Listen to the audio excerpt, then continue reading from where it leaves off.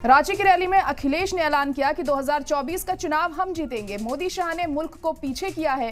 ढोल नगाड़ों से बीजेपी की हम विदाई करेंगे। विश्व गुरु बनाने वाले राशन बांट रहे हैं। तो अखिलेश यादव ने ये कहा है रांची की रैली में कि 2024 का चुनाव हम जीतने वाले हैं। मोदी और शाह ने मुल्क को पीछे किया है। ढोल नगाड़ों से बीजेपी की विदाई हम करेंगे। तो यहाँ पर बीजेपी पर निशाना साधते हुए अखिलेश यादव दिखाई दिए। न केवल नौकरी छीनी है बल्कि हमारे रोजगार के अवसर भी खत्म कर दिए हैं। आज हालात ऐसे हैं कि पढ़ने लिखने वाला नौजवान 90% अब बेरोजगार हो गया, उसके हाथ में नौकरी नहीं है। इसलिए जो लोग जुमला लेकर के आए थे वो आज गारंटी लेकर के आए हैं। ये जुमले से 10 साल बड़ी गारंटी है।